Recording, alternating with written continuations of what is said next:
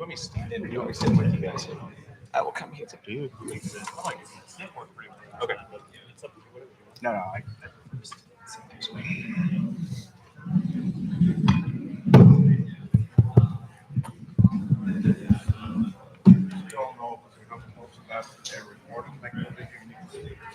right into it? Yeah. Okay, so pull it up. All right. Yep.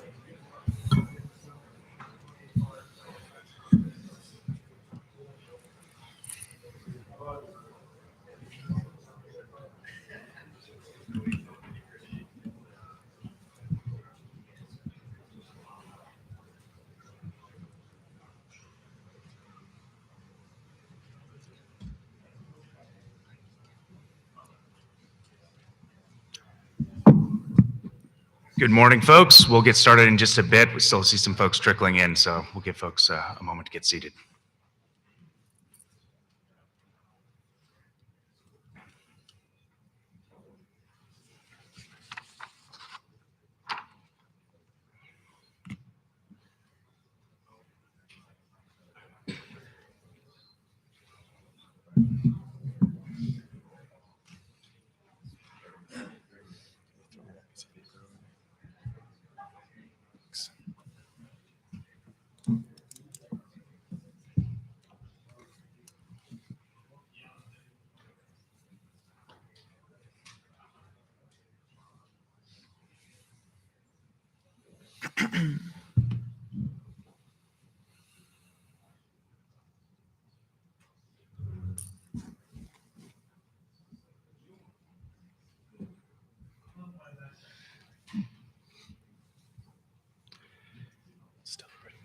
All righty, we are at the top of the hour. Thank you all for joining. This is the panel, Clean Fuel Standards in America, What is Next? My name is Sean Trombley. I work for the American Biogas Council. I am based in California, where I handle a lot of the California policy work. I'm fairly new to the ABC, so it's been really great to see folks in person. Everyone else has been kind of pictures on a Zoom call, and it's been really great to interact with you, meet with you, talk with you, and learn from you all about what you're working on, the projects you're engaged with, and learning more about biogas. We have an outstanding panel today. We have some experts here who will be discussing all things related to clean fuel standards, including CARB's proposed changes to the LCFS, forecasting California credit prices, Oregon's more valuable credits, new clean fuel standard legislation in states like New York, New Mexico, Minnesota, and Illinois and Michigan. And now Congress is seriously considering a national clean fuel standard. Biogas policy is rapidly changing and has the potential to dramatically change project development landscape. As you all know, California paved the way with the formation of the LCFS, first implemented in 2011. We've now had over 10 years to work within this program, and now we're kind of getting into that next phase of where we go from here, and our panel is going to really be diving into that today. So before we dive in, though, I'd like to introduce to our panel, we have Alfredo Arredondo, California Government Affairs Consultant for Low Carbon Fuels Coalition, Asher Goldman, founder of Net Negative Partners, and Brad Plima, President of Eco Engineers. Alfredo Arredondo is the California Government Affairs Consultant at LCFC, which is the premier coalition advocating for clean fuel standards and is made up of numerous companies supportive of clean fuels development and usage across the country and globe.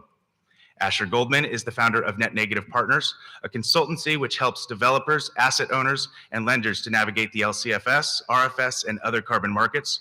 Asher works with a variety of clients in these markets to help them forecast prices, underwrite projects, and effectively manage assets.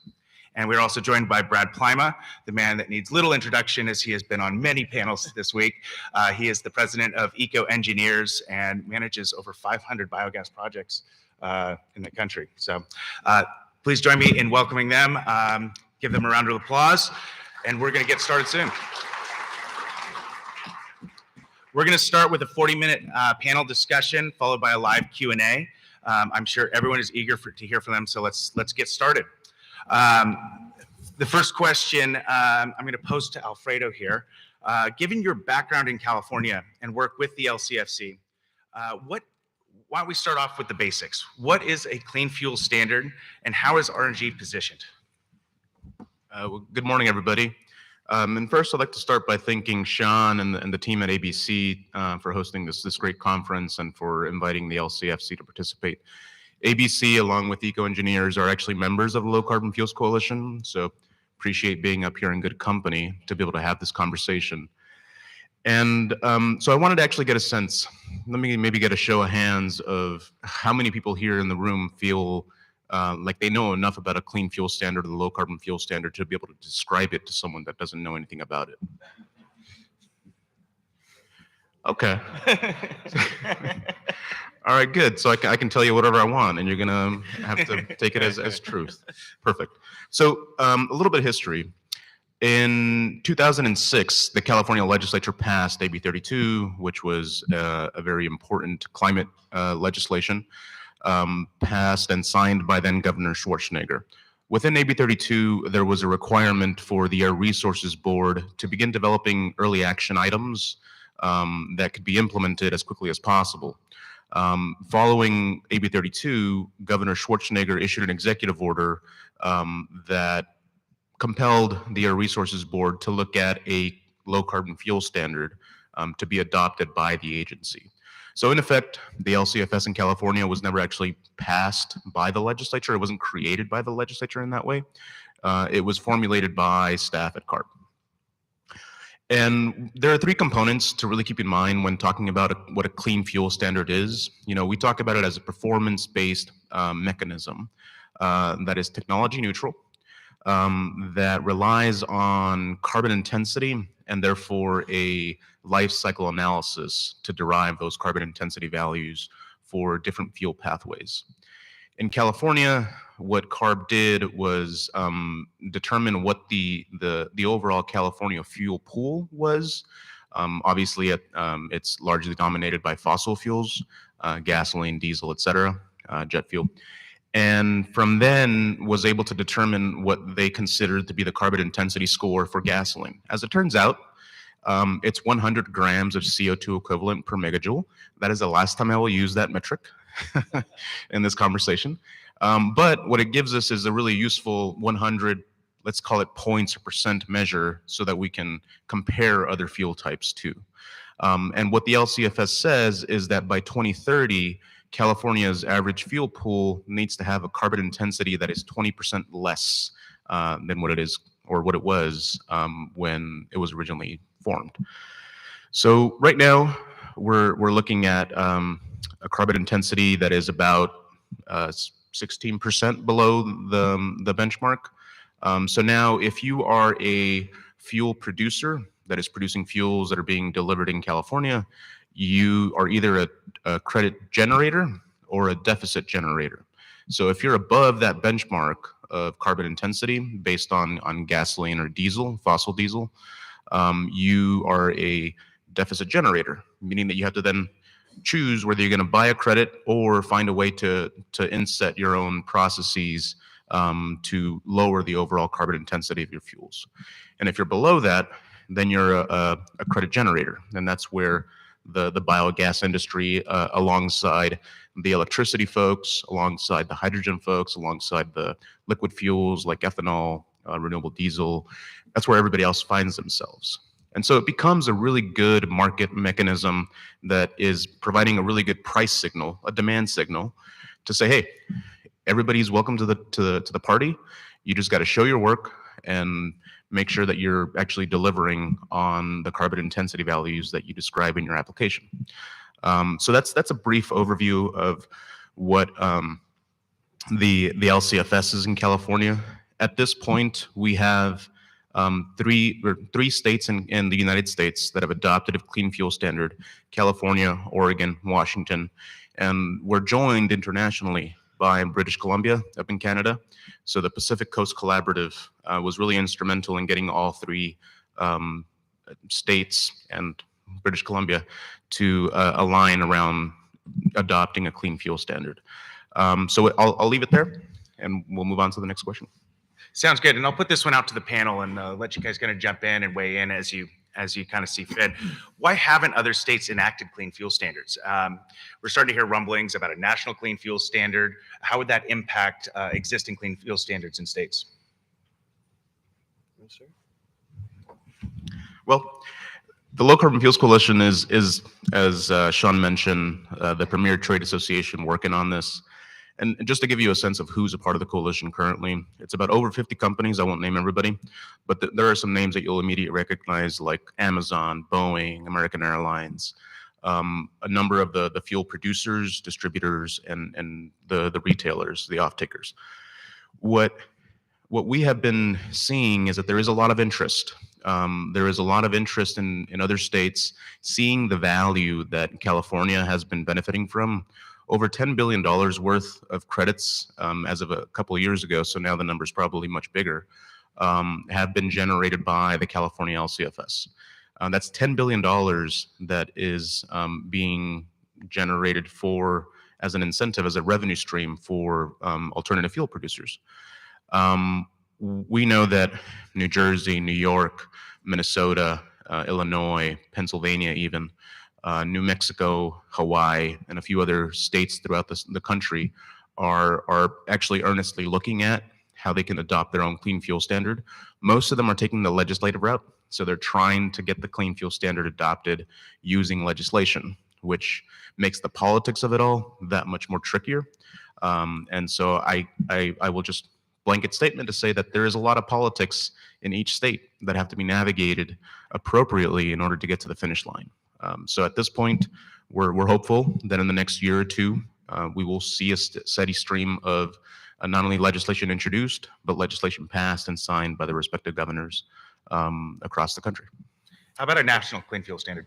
Yeah, just on the state specific, maybe the question of why aren't more states doing it is it's still a cost. A lot of times they'll bring up a cost issue that $10 billion of credits is something regulated parties have to buy, and ultimately the idea that's going to be passed on through the pump. And there's a lot of different analysis and speculation of what that exact impact is at the gas pump. So a lot of these states, especially when gas prices are highly politicized these days, anything that adds to that, that's just an extra hurdle that you have to get over in order to do a program like this. But I think the other thing is, again, maybe why aren't states doing that? A lot of people are saying, we don't want to be California. We don't want to be driven by what California has done. And the California program we'll talk a lot more about here today, but it really has worked very, very well, and it's on pace to exceed the goals that are out there. And many of you are aware that the Air Resources Board is looking at expanding that program, doubling down. Right now it's a 20% reduction by 2030. They're saying we think we can maybe get to 30% or 35% or maybe even 40% by 2030. And we can get to a 90% reduction sometime in the future. So they've seen the benefits, and it's worked. They have documented projects. They have documented carbon intensity scores. There's a very rigorous verification and validation program. And so they can prove through data and through credit generation that the program has done everything that they wanted it to do and more. Yeah, and I guess I'll add on the international piece. Fundamentally, this is a price on carbon. And in any respect, that's going to be very contentious. Obviously, both in the US and internationally, oil and gas powers are very strong politically. And that is a very hefty opponent to deal with. And so, we have seen programs in Canada, which is about to go into effect federally. And then Brazil has RenovaBio, which is a little bit different, but similar. And then there's other, competing program designs like RED 2 in Europe. But there's all of these different ways to approach the same problem. I personally am partial to LCFS because I think it's, very fair. And I think that it's very inclusive of all different fuel categories. But different countries, because of either their economic base or for political reasons, have gone in different directions. Yeah, and I also think just individual states can tailor it to industries and affect areas that they want. I think California and the Air Resources Board, a lot of people, are always wondering, why did they pick dairy and swine manure from a biogas, from an RNG perspective? Well, it's a significant dairy producing state. So they wanted to address specific industries in California and across the country. And they tailored their program to do that. We're based in Iowa. If any kind of program would happen in Iowa, it would have to be a very ag-heavy support corn, support soybeans. And the state, if they really wanted to take this on, you don't have to follow the California model exactly. I think the framework of the California LCFS program is very, very smart, and to the point where Oregon and Washington are going to copy this, very similar versions of that. But that doesn't mean every state has to. We look at, like, Colorado has a clean heat program. They wanted to not just address transportation fuels; they wanted to address thermal energy. There's different ways to structure these programs that you can still accomplish the overall goal of decarbonizing fuels or energy that's being produced or brought into the state. And it's probably worth noting that last week, Vermont overrode their governor's veto to enact a clean heat standard. So that will be going into effect, I believe, end of year. I forgot the exact implementation timeline, but. And I think on the national LCFS, probably Alfredo's and Asher are a little bit better suited. I think some of the questions that we've had is, what does that look like? Right now, the LCFS program and the RFS program work really well together. RFS being more of a volumetric program, and California being a carbon intense, merit-based system. If all of a sudden the U.S. goes to more of a carbon intensity-based, merit-based system, what does that do to the other state programs? Does that override them? Do they still stack on each other? I think those are a lot of the questions out there. But I certainly think the evolution of renewables, if you follow the industry and trends, initially it's just produce as much fuel as you can. And we just want volumes of this. And the LCFS came along, Oregon, Washington, and are saying, we want volume, but we also really, really care how you make this, your efficiency, your production. All of that matters when it's calculating a carbon intensity score. I think the industry is right there now. If you talk about voluntary markets, most of the conversation centers around volume. I need this much RNG. It's not necessarily saying I need this much RNG or electricity at this carbon intensity score, which really is what overall, when we're talking about emissions reduction, that carbon intensity score is the way to quantify emissions reduction, and a volumetric system doesn't necessarily do that. Doesn't make the RFS the right or wrong, but I think that's the reason for people saying the trends are going toward this merit-based system, and at a federal level, should we look at doing something similar? And I think it's early on, very early on, and that it'd be a pretty monumental task to reform the entire RFS to a merit-based system. Not impossible, but there are conversations that are happening. So just two quick additional points. Brad mentioned there is a reluctance to follow California's lead in other parts of the country. And so in many ways, people look at a CFS as being partisan, as being a Democrat type policy. And what we've been seeing, though, is that there's an openness. I mentioned Pennsylvania. Pennsylvania is currently dominated by the Republican Party. And they've contemplated a clean fuel standard as well, because they see the benefit about including everything, including liquid fuels that they care a lot about, as opposed to just saying we're only going to focus on electrification of a transportation sector. The LCFS, or the clean fuel standard approach, is really about bringing everybody under the umbrella as much as possible. As I mentioned earlier, as long as you show your work and you're able to deliver on the carbon intensity reductions that you claim to deliver. The last thing I will say too is that the Air Resources Board in California has a lot of staff, hundreds of staff that are dedicated to running all the programs that exist in California.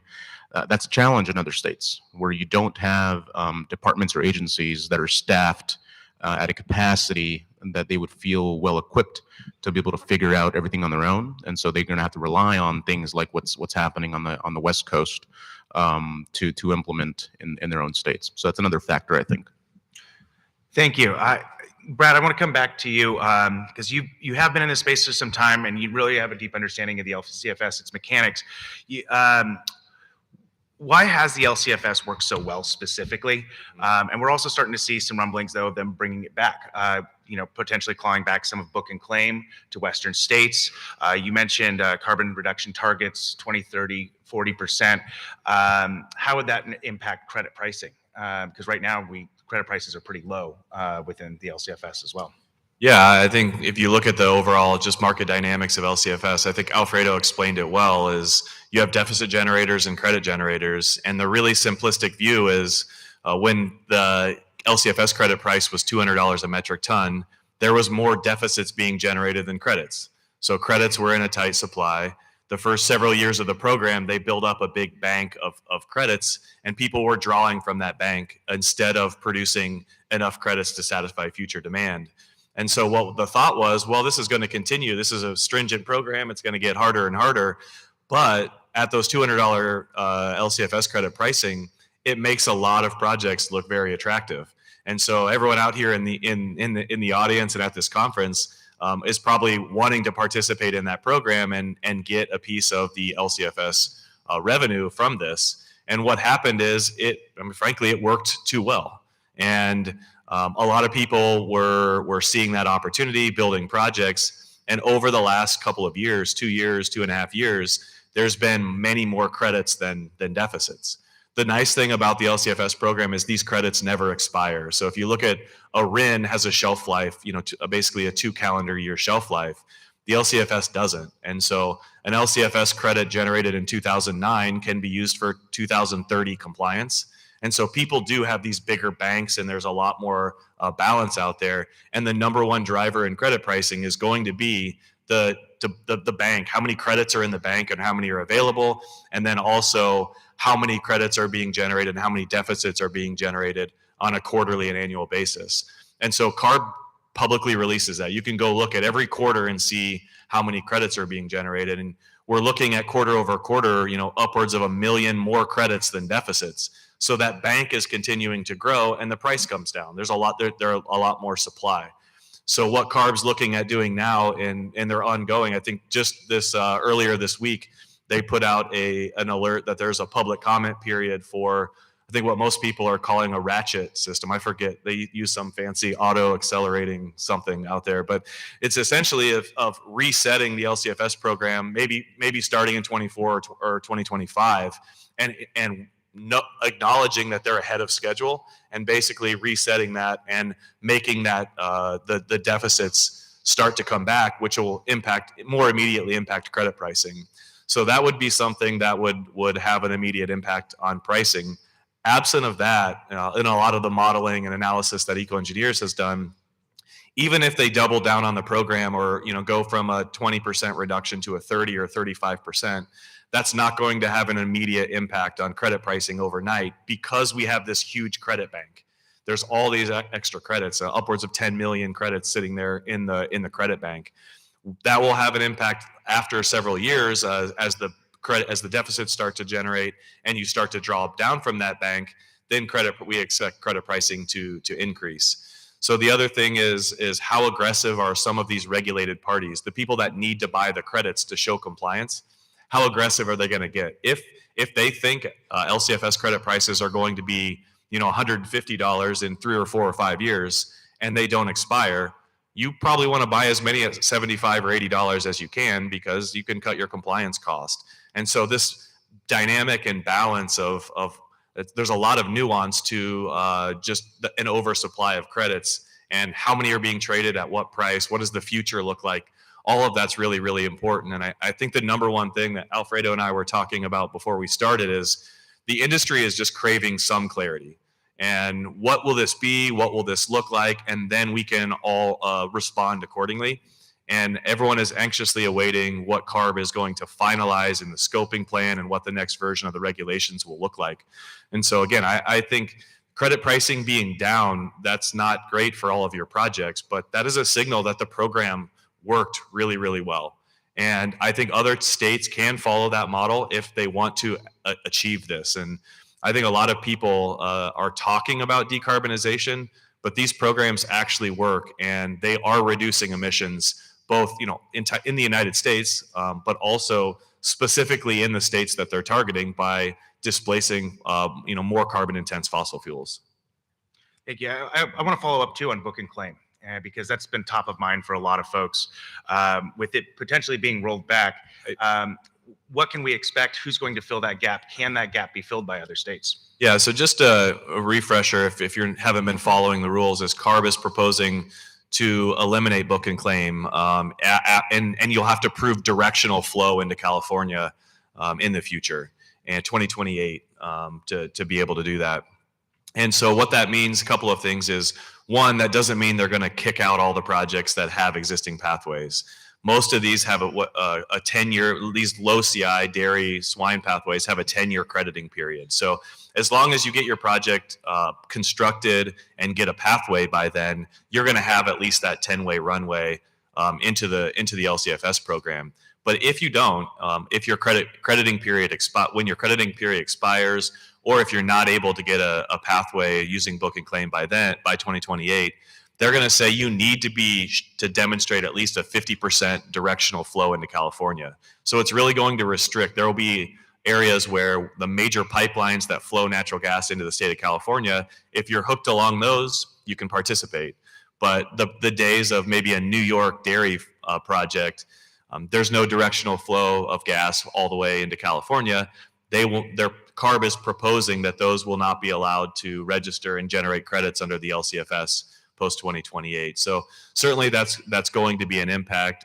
Again, I think that's not necessarily great for the overall biogas and RNG industry, but if everyone understands that and knows that, there's a timeline out there, there's a very well documented date, you all can work and get your projects to that point before then.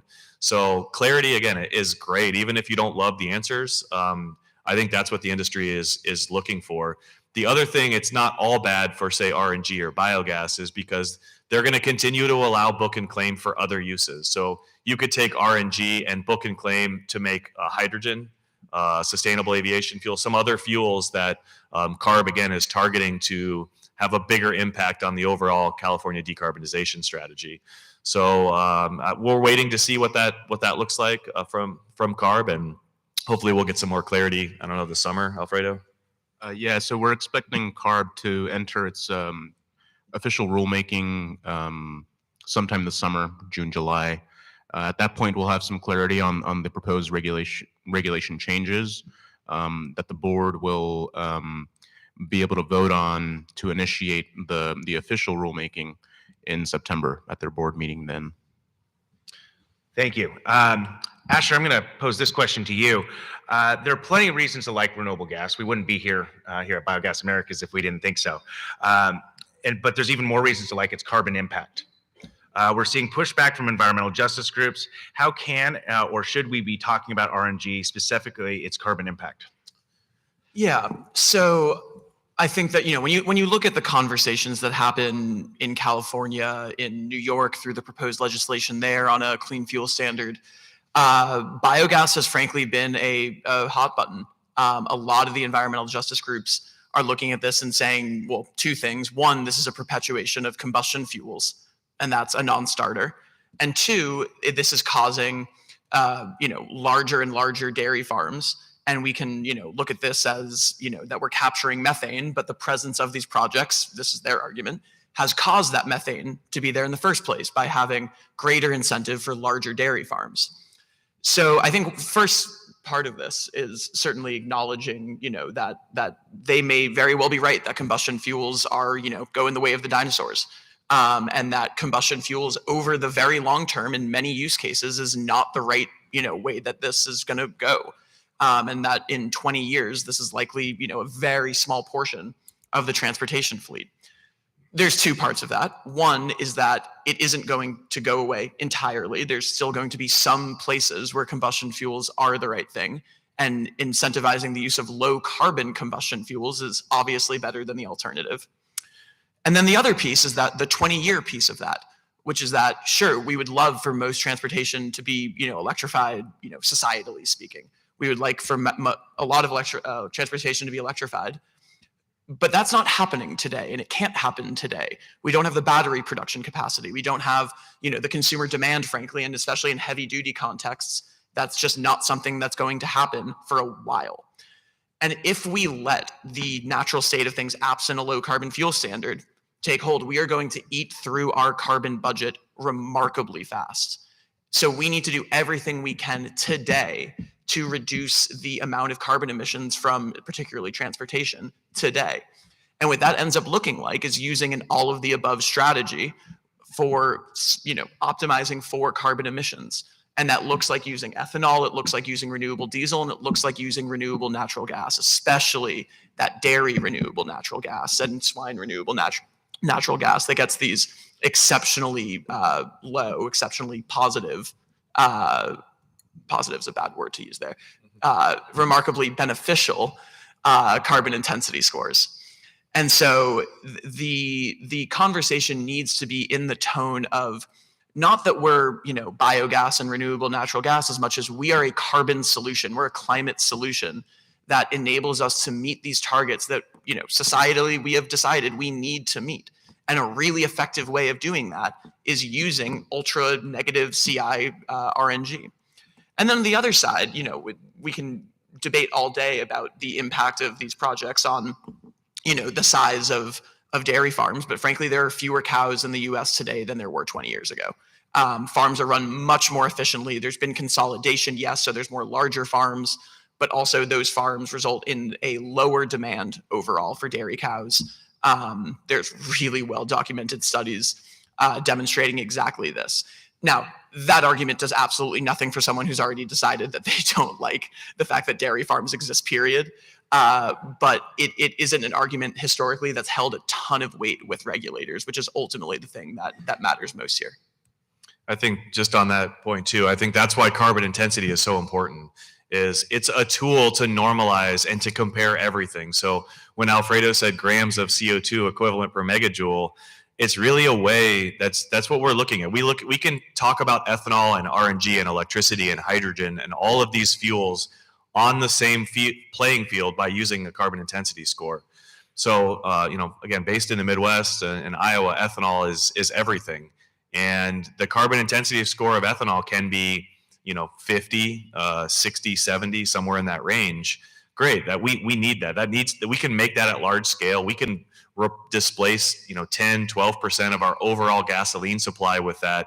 That's much better. We're getting a significant 30, 40% reduction by doing that.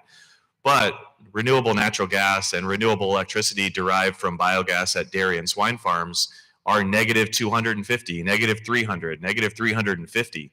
And so they're having a carbon impact. 1 gallon equivalent of RNG can reduce 7x, 8x the amount of emissions that 1 gallon of ethanol can do. And that's not saying ethanol is bad or RNG is the end all solution, because as Asher said, there is no single solution. If there was a single solution, we wouldn't be in this mess. We would have already done it.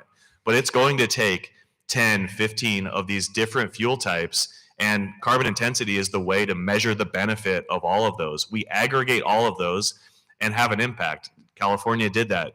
It's taken them 15 plus years to reduce their entire transportation emissions by 16%. And now they think they can get it to 40 and they can get it to 90. So you really have to start here, and this all-inclusive nature is a good way for many states to start attacking the program or the problem. And then you can always refine these programs and adjust as you go, exactly what CARB is doing and exactly what the state of California is doing. So I think taking that everything approach is a solution, and then working to make everything better and more efficient is the way we're going to have more and more impact on overall decarbonization. And I guess I would add there, you mentioned it's taken a decade to get to 16%. The reason we're at 16% CI reduction right now is because we've tripled the global capacity of renewable diesel production in the last 3 to 4 years. Like the build out of renewable diesel has been absolutely astounding. And I do a ton of modeling work on figuring out, year over year, quarter over quarter, what is that, procession going to look like? We're going to double it again. Like the projects that have already been announced that are in construction on the renewable diesel side are enormous. But to your point, renewable diesel isn't a low carbon fuel, it's a mid carbon fuel. RNG is one of the only truly low carbon fuels that we're talking about here. Really, when we start talking about 90% CI reduction, we're talking about RNG and electricity, and there's not a ton else we're actually talking about that still makes credits, that is to say, is below the carbon intensity target when we're talking about really deep levels of decarbonization. So all of the work that that the renewable diesel industry has done around building out a massive amount of capacity of fuel generation, well, that's really nice for now. And when we get to the mid 2030s and we're looking at 50, 60% carbon intensity reduction in California and many other places, we're talking about RNG and electricity, and those are the only two things that matter at that point. Yeah. So just wanted to also mention, you know, in terms of talking about what the EJ community is really prioritizing in California, they come at it more from a local air quality perspective, because California has a couple of air basins that are still in non-attainment status from PM, ozone, et cetera. And for them, you know, that's where combustion and a reluctance to support anything that is combustion is going to continue to be a problem for that community. The way that we talk about carbon, though, also matters. The regulations of the LCFS make a distinction between biogenic emissions and fossil emissions. And so when I talk about an LCFS in California, I'm talking about defossilization. And there is still some decarbonization, but ultimately, I think that distinction is lost on a lot of folks. And so when you tell them, "Hey, we're going to use biomethane, and that's going to count as a way of decarbonizing in California," you get some raised eyebrows. It's like, well, how does that make sense? You're still using, it's methane. The molecule is the molecule. So I think being able to, and we'll get to this, I think, in another question a little bit more, you know, that's one of the pieces.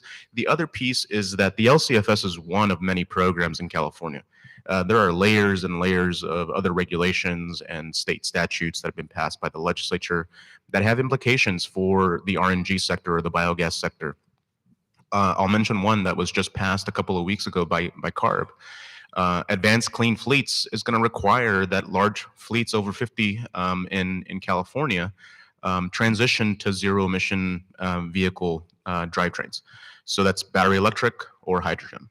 So what that's going to do is going to signal to a large portion of the RNG market in California to start looking at how do you now go from RNG to renewable hydrogen to be able to fuel those fleets. And it's especially important for a lot of the landfill operators in California, who have actually made a lot of investments in transitioning over to RNG Class 8 trucks to move away from fossil diesel Class 8 trucks. And now they're being told, well, don't get too comfortable, because now we're going to require that you eventually move over to ZEV.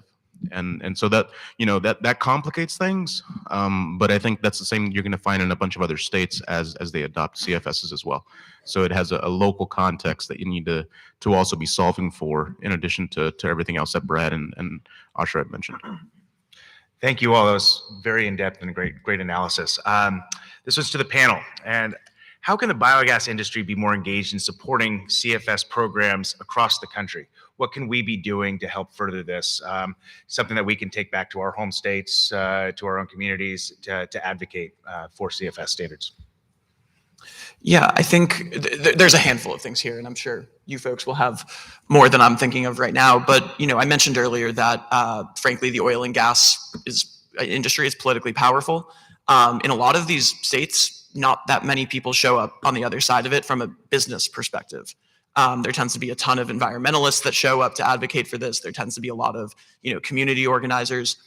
And then the legislature, especially in somewhere like New Mexico, which is extremely, you know, oil and gas heavy state, is posed with the question of, do we want to be pro-business or anti-business?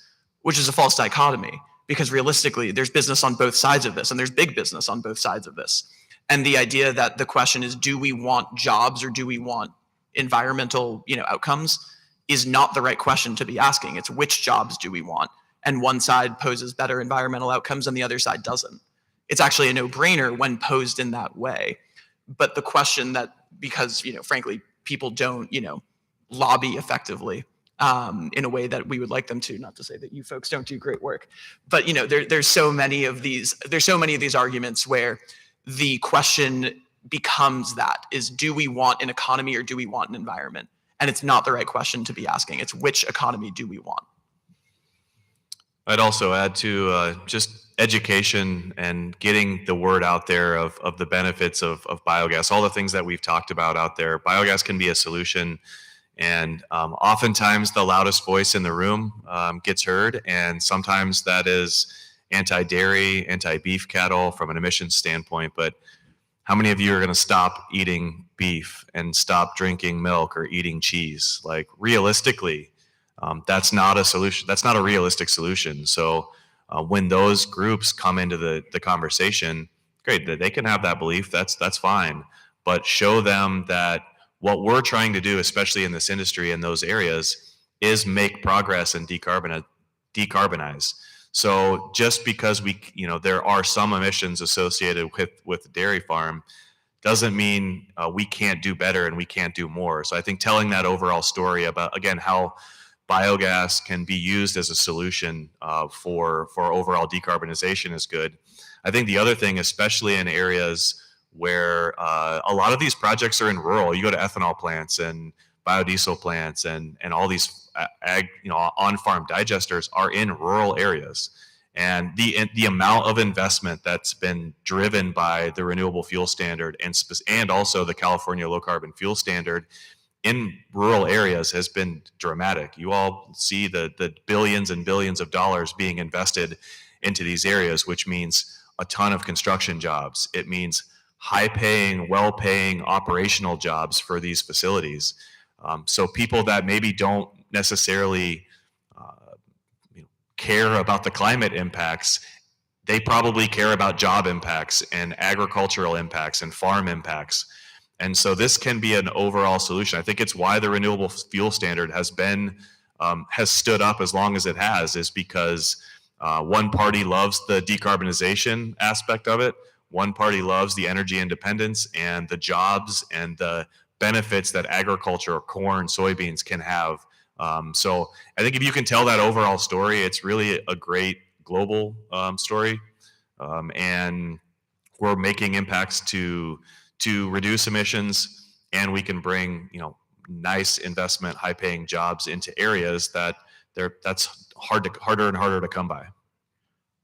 I think Brad just said it really well. In order for CFSs to be adopted in other states, stakeholders and decision makers need to see themselves in the policy. And it's incumbent on us to be able to tell those stories about how they should see themselves in this policy, whether it's from an economic perspective, a climate benefit perspective for the stakeholders. And I think I'll use this opportunity to do a shameless plug that the Low Carbon Fuels Coalition is a great way to actually approach these conversations because of the composition of the coalition. It's not just one industry or one sector or one fuel type. It's all of the above. And so we can go into a state and talk to some stakeholders who are really interested in electrification. We can talk about the benefits of a clean fuel standard from that perspective, or maybe some folks in the dairy industry, right, and be able to talk about the benefits from that perspective.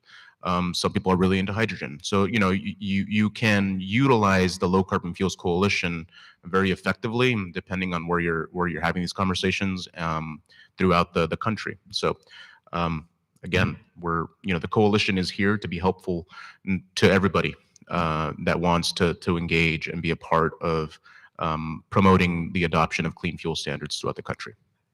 And maybe just one more thing. Part of everything we've just said is getting stuff built. Like the argument and the coalition that biogas, RNG, low carbon fuels as a whole has is so much stronger when you can point to that we've actually built projects and we've actually created jobs. A theoretical project isn't a project in the eyes of any legislator. So actually being able to go out and do the financing, make sure the operations are correct, actually have, financial outcomes that meet your forecasts is absolutely key, because otherwise we are theoretical and not real as a coalition. And that's what makes American Biogas Council, LCFC, and these coalitions so powerful, is because we are composed of members that have built things, that are on the ground, that can tell those stories. And so going forward, we want to work with you. We want to take your story to legislators, to policymakers, and be more engaged so we can see this next generation of clean fuel standards get enacted, and we can take this industry to the next level. With that, I want to make sure that we have some time for Q&A today. I'm sure some folks have some questions, but before we do, I'd like a round of applause for our panel today.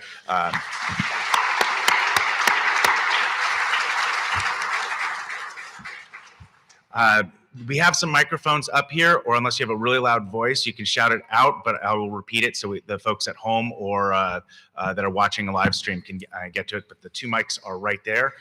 If you have any questions, we'd love to hear them, and we can dive in further.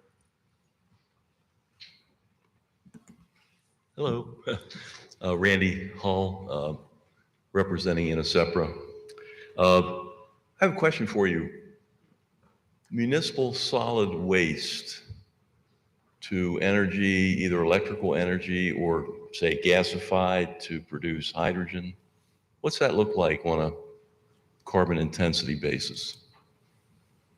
Is it renewable? Is it biogenic? What's the difference? Yeah, I think that what's the makeup of that feedstock? What separations have been done? I'd say generally, if you look at the California LCFS program, it can range. So if you can demonstrate landfill diversion, there's some methane avoidance credit. You can actually have a negative carbon intensity score from that material. If that wasn't the common disposal method, or maybe you were land applying some portions of that, then more on the food waste side, that might not have a positive. It probably will have a positive carbon intensity score, but it could look like a wastewater treatment plant or a landfill. So it can range anywhere from -50, -75 from a CI perspective, all the way up to a positive 20, positive 40. Just depends on the details of the Still low. facility. Yeah, still low. It's still a really good fuel source. I think with LCFS, that's the other thing, is the market from an RNG perspective is saturated. And so we have to be looking at other ways that hydrogen, making hydrogen is one, or how can you use RNG as a feedstock for other, to lower the carbon intensity of anything, of diesel fuel, of gasoline, or of renewable diesel. So, one more. Finish your thought. I was going to. No, go ahead. Go ahead. I was going to make. I'm just rambling at this point. I've spent a lot of my career in the oil and gas, petrochemical industry, refining, and it's interesting going to those conferences versus this conference. This is my first ABC conference. Totally different vibe. You guys need taxpayer money, et cetera, et cetera, et cetera. Anyway. So natural gas, I've seen the impact of shale gas, what it's done for our environment. Fantastic. And I think one of the pitches you guys need to be making is, we can come up with some very negative carbon intensity fuels, pathways. Biogas to hydrogen with sequestration, very negative. That leverages the ability to use more fossil fuel and still bring down your overall, global carbon intensity, correct? Yeah, it does. So I mean, I'm saying, you guys can leverage, make the fossil industry better. Gosh, somebody could have put a knife in me, I think. But anyway, comment on that. I think it's the same comment though of the idea that we're going to eliminate fossil fuels in the short term is maybe everyone wants to. Maybe that's the ultimate goal. It's just not realistic. It's not going to happen. Same conversation that Asher was saying is, can we make steps to decarbonize that industry? Of course we can. That's what we're all working on. So let's be realistic and let's be, what can we achieve? It doesn't do any good to say we're going to go to a zero CI, everything's going to be carbon free by 2030. You just cannot do that. It won't work. But how can we get there? What are incremental steps we can do? And I really like what Asher is saying is demonstrated success is better than just talking about some concept that it's not out there. That heavy duty fleet is a really good example. The technology and the battery efficiencies and the size of batteries doesn't exist to accomplish what we want to accomplish yet. So let's use negative CI RNG to power those. And if 10 years from now that technology exists, great. The market will pivot and we'll figure that out. But for me, really optimistic about the benefits of biogas, and the markets are going to change. Things like what California is doing with book and claim are going to change, but ultimately that other states are going to open up. The markets for biogas will continue to expand greatly. That's certainly my opinion. And all of that is modelable. Like, I think that's a really nice part of LCFS generally, actually, is that like RFS, the renewable fuel standard, is challenging because a lot of it is political decisions around what we set RVOs at, and people are actually intervening in that process. LCFS isn't. We can actually go out and model how much RNG is there, how much renewable diesel is there, how much gasoline are we going to use based on how many light duty internal combustion engine vehicles are there on the road today versus how many will there be on the road in 2035, et cetera. We can do all of that math and get, maybe not exactly right, but pretty close to right. All models are useless, but this one might be helpful, right? To at least understand where things are going to go in terms of emissions generally. And so, yeah, I mean, when we start talking about, how many CNG trucks are there and understand what that means for RNG and biogas, that's a knowable number. Yeah, my perspective on this is that the oil and gas majors are going to be around for a long time, and they will actually benefit a lot from the work that folks in this room are doing. To be able to, what I talk about is insetting, right? So if you can inset a decarbonized, whether it's a molecule or defossilized molecule, into their supply chain and production processes, that helps them overall, right? So, in California, you have a couple of big refineries that are transitioned to biorefineries. Those are still going to require copious amounts of hydrogen to make the renewable diesel or the SAF. So now there's an opportunity to use RNG if you can provide RNG to hydrogen in enough quantities or whatever quantities you can accomplish. That makes a big difference. To the question about MSW, in California, it's really complicated because California has another statute. It's SB 1383. It's a requirement for landfill operations and dairies to meet a reduction of biomethane emissions by 2030. Within the landfill sector, there are two paths that you can take to divert organics from the landfill. One is through anaerobic digestion. The other is through composting.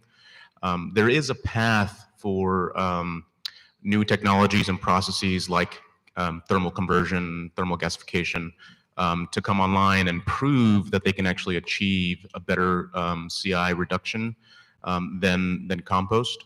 But there's a lot of folks that are willing to fight to say, no, we want to keep the status quo, and you can't have these new technologies come in. Politics is my happy place. I do contract lobbying in Sacramento, so I do a lot of work in California. I have some clients in that space. So, it's a matter of navigating how you actually get there. And as Brad mentioned, within the MSW space, it matters what's in the feedstock. So if you're not removing those plastics from the contaminated waste streams, then those are going to count against you in your overall CI score, right? So making sure that you have as much of an organic stream is really important from that sense. And that does allow you then to get to those negative CI scores overall as you're making hydrogen or whatever other product you're making from the MSW. Thank you. Any other questions? Don't be shy. Oh, we've got one. Hi, I'm Peter Weisberg at 3 Degrees, kind of a wonky one. You talked a little bit about this potential deliverability requirement that after 2028, gas may need to flow towards California to qualify for book and claim. So New York was the insight you gave us, maybe New York is out. Where are the regions? Is there a map? Is there a place we can go look at what would be in, what would be out, at where gas is flowing there? Thanks. Yeah, several people asked CARB that in the workshop, and I think they are working on a map that will show where the major pipelines are and how you will qualify. So similar to like the electricity, where you need to be in the WEC and you need to be able to deliver power into a California balancing authority. There's well-defined maps for that. I think the hope is that there's something similar for this deliverability requirement. I think they'll get there, but it's not out there right now. I'll add one. I'm going to be a little bit more optimistic. So one way in which CARB has been talking about book and claim for RNG is, well, if we have a much higher target, a much more ambitious target for us to reach, then we may want to provide maximum flexibility. So right now, the Low Carbon Fuels Coalition is actually working on a study being done through ICF. And actually, Brad is on the steering committee overlooking how that is being developed. But the intent there is to demonstrate to CARB that you can get really ambitious with your CI target in California. And then we use that as part of the arguments for a maximum flexibility within book and claim. So again, it's never guaranteed, and we don't know how CARB is ultimately going to decide on this, but there is some opportunity there. I think if we can demonstrate that in order for us to meet a really ambitious target, you need to allow for that flexibility to continue. Yeah, it's a good point. I think anything we're talking about here about changes to the LCFS program are still in concept and they're not finalized yet. CARB is trying to get that wrapped up, and that goes back to the clarity. I think people are looking forward to seeing what that finalized document and exactly looks like, and probably later this year. Alfredo, is that what's looking like? Thank you. Any other questions? Going once. Oh, there we go. My name is Rashiaki. I wanted to ask you, what do you all think about the New York scoping plan? It's significantly different from California. I know we talk a lot about the West Coast, but New York's going in a totally different direction. They are against natural gas pipelines. They're talking about taking out pipelines by a certain time, leakage factor. How do we fight all these battles and create a balance where we all can actually understand a directional sense of where the whole US is going? Yeah. I would certainly prefer new states to think about building their programs in a very similar way to how California has, because California has really held firm to the tech neutrality component of LCFS, which I think is tantamount to this being, inclusive. It is important for developers and investors to be able to say, we are going to build a project using a technology that isn't going to be kicked out 5 years down the line. It's not going to be removed because of the whims of the regulators. I would rather have that be, up front as kind of a, table stakes for any of this. With that said, even if New York went all the way the other direction and said absolutely no natural gas, no RNG at all, a New York program is still a positive outcome for biogas generally. A good way of thinking about how the low carbon fuel market ecosystem works today is that every molecule and electron of low carbon fuel that is produced certainly in North America and largely in the world flows to California right now. It is, and Oregon to a lesser extent, but they are sucking up all of the low carbon fuel supply. The second New York has a program that diverts some of that supply into a different market, and RNG would still be competing in the same markets that it has today, insofar as that it were not allowed in the New York market. But I talked a lot about renewable diesel earlier. We have billions of gallons of renewable diesel going to California right now, and as there's more competition because of new low carbon fuel standards in different jurisdictions, that's going to cause competition for the best low carbon fuels. And that's going to increase the price of credits. It will also spur further development of new supply of low carbon fuels. But certainly in the short term, as those fuels divert, what you'll see realistically is an increase in the price. That's just competition. So you're certainly right that it would be much nicer for everyone in this room if New York were to have a fully tech neutral program. I am happy with a program, and then we will figure out the details after, because it will still be beneficial for each project and each investor and operator in the space. I'll just say that the biggest reality check for any climate policy is ultimately the impact on people's wallets, right? So if certain policies, whether it's California, New York, or elsewhere, if they're not meeting their intended outcome, and instead they're driving costs for your average household, whether it's on the energy side or the transportation side, et cetera, you get backlash, and that forces a readjustment, right? So I think even though we have things on the books now that stipulate a certain thing, that could change down the line based on the overall impacts from a financial perspective to your average consumer or household. And I think that's one of the important pieces of an LCFS, is that it is always driving, because it is market driven, it is driving the least cost options of adoption. So it's a really useful way of talking about this, as like, this isn't gonna drive, if there is a way to get to there, a clean fuel standard will do it in the cheapest way possible.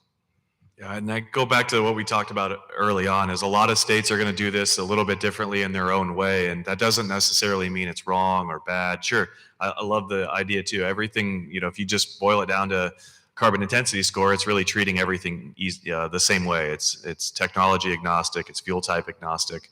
That's the perfect setup. But as more and more of these programs do something, I think that's why takeaway from here is if you're in areas that are contemplating this, engaging with the stakeholders there, engaging with legislators to start this education process, and to point out that all the things that we've been talking about are good.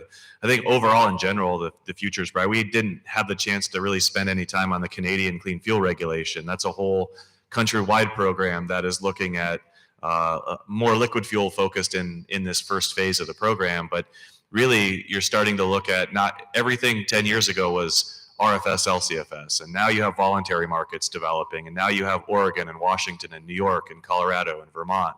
All of this is happening, and it's a really fast-paced changing environment. But the fact is, there's going to be more places to sell biogas, to sell renewable natural gas, to sell renewable electricity 5 years from now than there is now. Just because one state wants to favor something or the other, it may not be ideal, but it's also not the end of the world either. Well, I think we're just about out of time. Thank you again to the panel for joining us today. Thank you all for joining us here in the room today. As there seems to be a lot of interest in clean fuel standards, and there's a lot of work to do. Please, reach out. I think we'll be around here for a few more minutes after the panel if you have any other further questions or want to chat. But once again, thank you for joining us today, and we'll see you around the rest of the Biogas Americas.